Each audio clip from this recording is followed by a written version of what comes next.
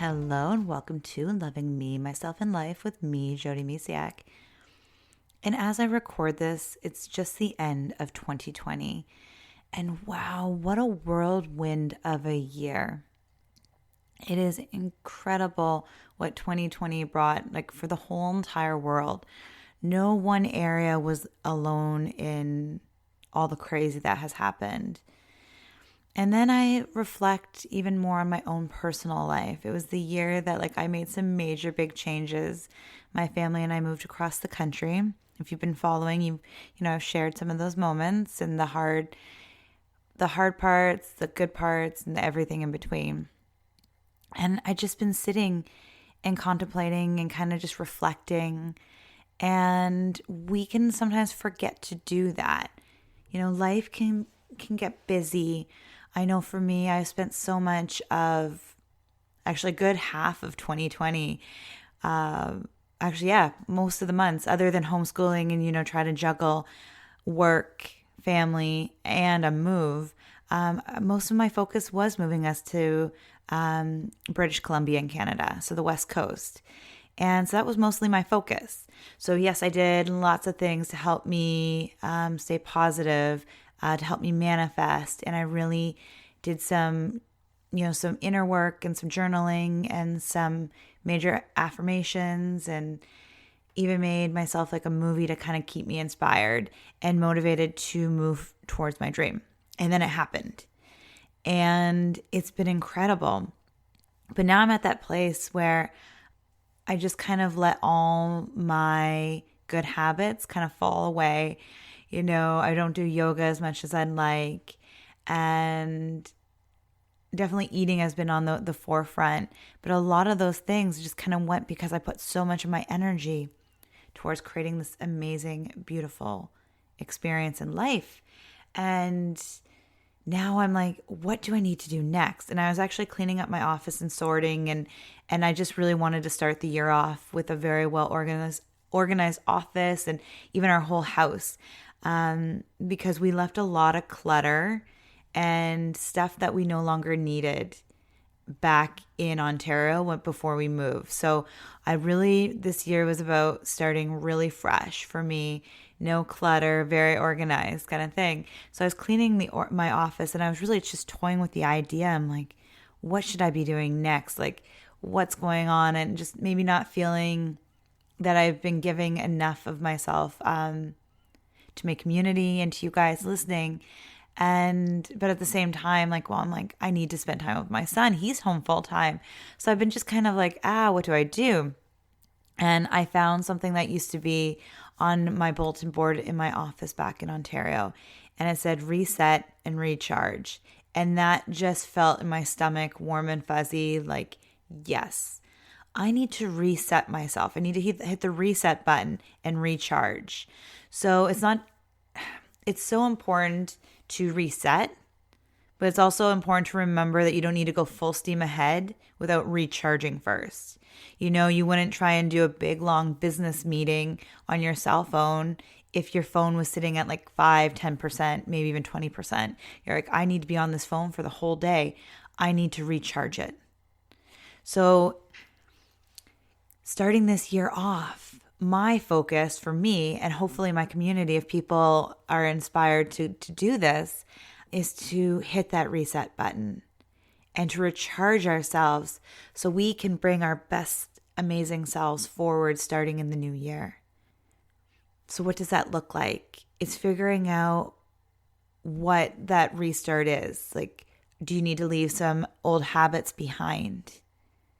Rediscover the habits that you really liked, that really helped you, but kind of forgotten. Hint, hint, that is me, by the way. I was just thinking the other day, I'm like, wow, I am in the industry of self-love, self-care, and I really speak about it all the time. And I'm finding that at the end of the year, I actually need to listen to my own advice a lot. Slow down, Jody. It doesn't all need to get done right now. And it's enjoy those moments and take time. I can always feel when I'm not taking enough time for me. I become grumpy and I'm not leaning on gratitude as much. And that's when I walk, whoa, I need to take a break. And so it's not about beating yourself up for not taking enough time for yourself. It's just that the more you take time for yourself, the more you put yourself and your needs at the top of your to-do list. Because that to-do list is, at least if you're a to-do list person, it's always going to be, something's always going to be on it. If you're a to-do list maker like me. But make yourself a priority. And the more you make yourself a priority, even if it's not 100% of the time, because I don't make myself 100% of the time. Like it's not always on my top of the list either, in all transparency. And it's not about that. But the more you do it, the more you realize when you're not in alignment with your greatest self, when you need to take some time for yourself. The more you do it, the more you know, one, it feels good when you do it. And you also know when you're not doing it enough, that you need a break for yourself to, fill yourself up a little bit. So if you need that break, starting the new year off with that is a perfect time. Kind of sitting down. I've realized that one of the biggest things is journaling, and it's really helped me out of things. So I almost made a really hasty decision the other night. I wanted to fold up my business. In all honesty, I was like, what am I doing? I don't have the time. I don't have the time for this. And it really broke my heart thinking that I was going to end it. And actually, it was funny. I wake up in the morning and I have all these things showing me that no, I am making a difference. And I am needed.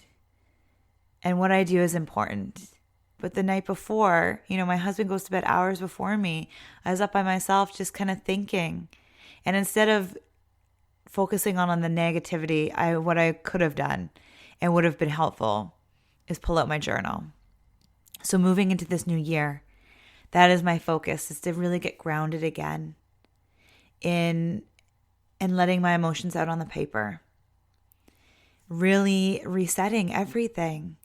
Because yes, I had an amazing year. Yes, there's a crazy amount of challenges and struggles and tears and oh my goodness, so much stress. But at the same time, like I've kind of just let everything kind of slip through, all my amazing habits and personal self-love practices and things like that kind of drop, even though I know that they're important. Doesn't matter if you're trying to manifest a big thing or if you're just living day to day and just want to stay in a really happy, positive, loving place. So I share this with you today to let you know that everyone's human. I have days where I feel horrible, like giving up. Usually it doesn't last long. This one lasted a little longer than I'm used to lately. I've really come to a place where I normally don't let that negativity train go on for so long. But I really felt like giving up on my business was the best thing to do. And when I woke up with, fresh perspective, I realized, yes, it would have been the easiest thing to do. I could just hang out with my son, all day long, every day, and not have to try and figure out how to fit in, all these other things and all these moving parts. But it wouldn't have been the right thing to do. So yes, it would have been the easiest, but it wouldn't have been the best thing to do. And that was one of the biggest lessons I learned in 2020 actually, is, some of the most amazing things in our life are going to be the most challenging. For instance, parenting. I've always wanted to be a mom, and oh my goodness, there's days now, especially since, 2020 happened, and, I had to homeschool and do all these things and not having the help and support as much as I'd like to, and not having my son in daycare and things. It's really put a strain on my relationship with my husband and my own personal self, like the relationship with myself. But it doesn't mean that I don't love it any less. It just means that I'm going through like a phase where it's like I'm strengthening my parenting muscles as we go through these challenging times. So anything in life that is worth being in is going to have its challenges. Like I look at my kids and I'm just filled with and overwhelmed by the love that I feel for them and the love that they allow me to see through, like the things I see through their eyes is incredible. The innocence and the pure joy and love that they see in life is incredible. Do I have stressful moments as a parent? Heck yeah. All the time. We're going through our own personal struggles right now, and like just little like family, things that we all go through as parents. And it's just discovering how to do it. What was it? I feel like it was my son that's like, but mommy, we don't have a handbook for parenting. Or maybe it was my daughter. The other night, they're like, we don't have a handbook for parenting. It's like, no. No one has a handbook for this. We just need to do it together. It's all about leading with love and doing things just from a pure place of love. Yeah, no one has a handbook, including our kids. Our kids are always doing something for the first time, especially their first year. And even into like 2 years, 3 years, they're doing so many things for the very first time. And so are we as parents. So this isn't like a big thing about parenting, but if you are a parent, just know that alone, like that is a really big thing that is constantly changing. And so is life and relationships and our own selves, like the relationship with ourselves. We're constantly growing, changing. And if you drop the ball or, you fell out of the self-love wagon, it's okay. I do it all the time too. And so as we enter a new year, this is the perfect time to hit that reset button, to start creating the healthy habits or, pick up a new hobby that you want. This is the time to really just set that, whatever intentions you want to have for 2021 in place. How do you want to feel? Who do you want to be? How do you want to show up? And don't forget the recharge part of things. Allowing yourself room to breathe. Allowing yourself room to feel. Allowing yourself room to heal. We're all constantly growing, changing, and healing. I always thought that there was there was this end, like, oh, I'm healed. Like, I'm finally healed. I fixed it all. Fun fact, we're constantly learning, growing, and changing. There is no end as long as we're living. So it's a constant thing. It doesn't mean that you have to be working on yourself 24/7, 365 days a year. It just means that sometimes if something shows up, it's a perfect time to look within and see where you need to send yourself some love. So today, in this year, focus on leading with love. One of the things I have posted in my office is, what would love do? Today, what would love do for you? Does that give yourself a little extra love? Hit that reset button.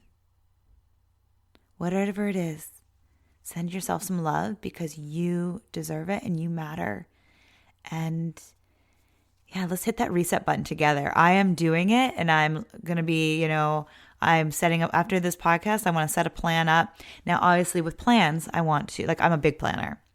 And one of the things I had to learn is life doesn't care if you made plans.